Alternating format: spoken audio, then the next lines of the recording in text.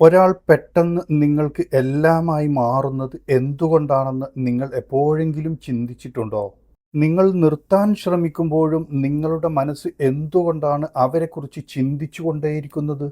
ഇത് പ്രണയമല്ല, ഇതാണ് മനഃശാസ്ത്രം എന്ന് ഞാൻ നിങ്ങളോട് പറഞ്ഞാൽ എന്തു സംഭവിക്കും? പ്രണയത്തിൻ്റെ മനഃശാസ്ത്ര വസ്തുതകൾ എന്തൊക്കെ? ഇന്ന് ഞാൻ പ്രണയത്തെക്കുറിച്ചുള്ള 10 ഫാക്റ്റുകൾ പറയാം. നമസ്കാരം. ഇൻറ്റിമേറ്റ് ഇൻസൈറ്റ്സിലേക്ക് വീണ്ടും സ്വാഗതം.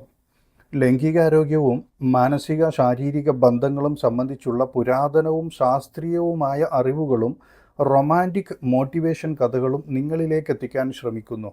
നിങ്ങൾക്ക് ഇതുപോലുള്ള അറിവുകൾ നഷ്ടപ്പെടാതിരിക്കണമെങ്കിൽ ആദ്യമായിട്ട് ഈ വീഡിയോ കാണുന്നവർ ചാനൽ സബ്സ്ക്രൈബ് ചെയ്യുകയും ബെല്ലൈക്കൺ അമർത്തുകയും ചെയ്യുക. ഇന്നത്തെ വീഡിയോയിൽ നമ്മൾ പരിശോധിക്കാൻ പോകുന്നത് മിക്ക ആളുകളും ഒരിക്കലും സംസാരിക്കാത്ത പ്രണയത്തിൻ്റെ മനഃശാസ്ത്ര വസ്തുതകളാണ്. ആകർഷണം എന്തുകൊണ്ട് ശക്തമായി തോന്നുന്നു?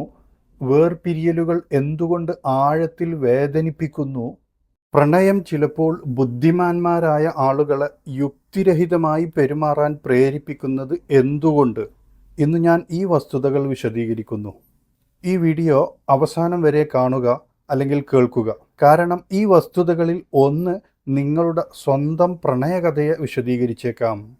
ഒന്നാമത്തെ ഫാക്റ്റ്: പ്രണയം ഹൃദയത്തിലല്ല, തലച്ചോറിലാണ് ആരംഭിക്കുന്നത്.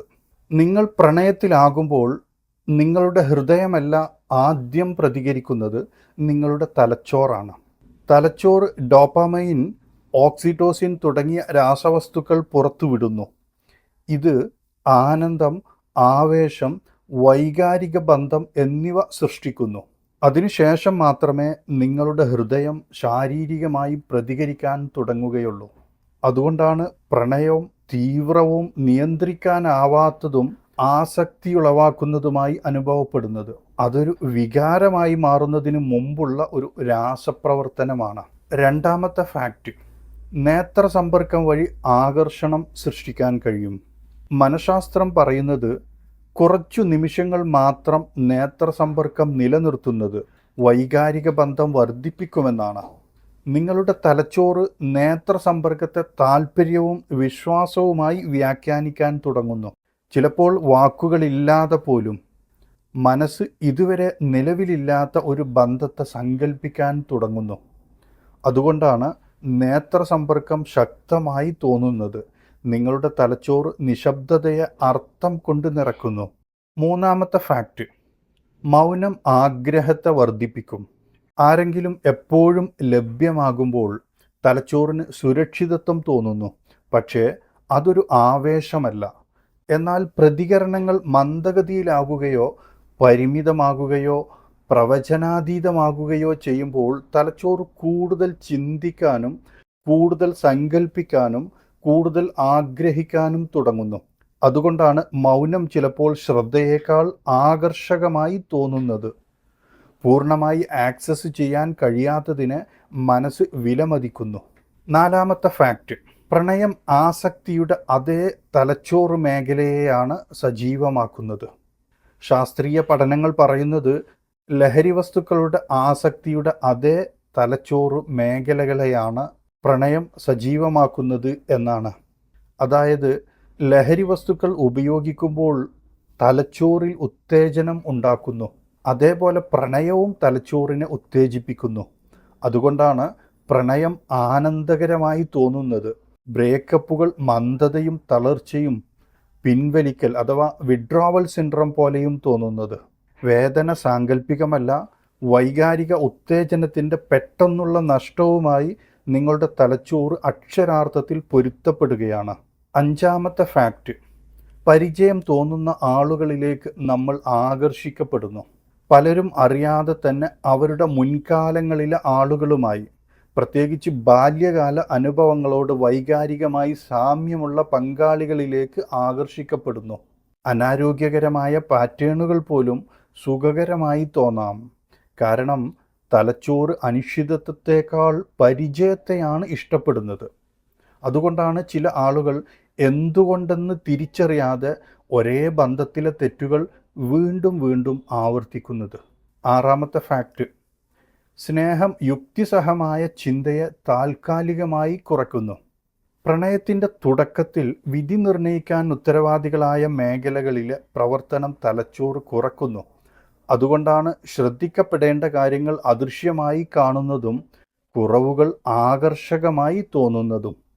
ഇത് മണ്ടത്തരമല്ല, യുക്തിക്ക് പകരം വൈകാരിക ബന്ധത്തിന് മുൻഗണന നൽകുന്നത് തലച്ചോറാണ്. ഏഴാമത്തെ ഫാക്റ്റ്, ശാരീരിക അടുപ്പം വൈകാരിക അടുപ്പം വർദ്ധിപ്പിക്കുന്നു. അടുത്തിരിക്കുക, വ്യക്തിപരമായ ഇടം പങ്കിടുക, അല്ലെങ്കിൽ സൗമ്യമായ സ്പർശനം പോലുള്ള ലളിതമായ പ്രവൃത്തികൾ തലച്ചോറിലെ ഓക്സിറ്റോസിൻ അളവ് വർദ്ധിപ്പിക്കുന്നു.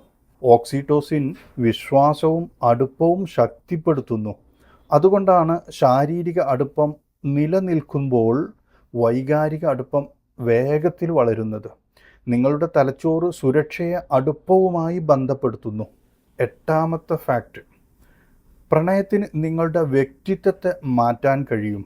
ആഴത്തിൽ പ്രണയത്തിലാകുമ്പോൾ ആളുകൾ പലപ്പോഴും ശീലങ്ങൾ, മുൻഗണനകൾ, എന്തിനേറെ മൂല്യങ്ങൾ പോലും മാറ്റുന്നു.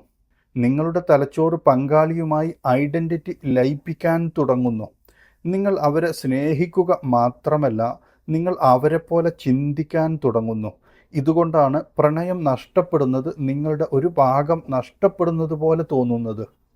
ഒമ്പതാമത്തെ ഫാക്റ്റ്, വൈകാരിക അനിശ്ചിതത്വം ആസക്തി വർദ്ധിപ്പിക്കുന്നു. ആരെങ്കിലും സമ്മിശ്ര സൂചനകൾ നൽകുമ്പോൾ, അതായത് ചിലപ്പോൾ കരുതലോടെ സ്നേഹത്തോടെ പെരുമാറുന്നു, മറ്റു ചിലപ്പോൾ അകൽച്ച കാണിക്കുന്നു. ഇങ്ങനെ സമ്മിശ്രമായി പെരുമാറുമ്പോൾ തലച്ചോറ് കൂടുതൽ ശ്രദ്ധാലുവാകുന്നു.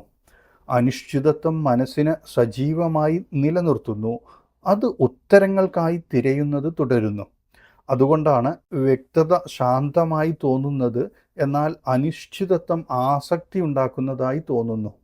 പത്താമത്തെ ഫാക്റ്റ്, വൈകാരിക സുരക്ഷ നിലനിൽക്കുമ്പോഴാണ് സ്നേഹം ഏറ്റവും ശക്തമാകുന്നത്.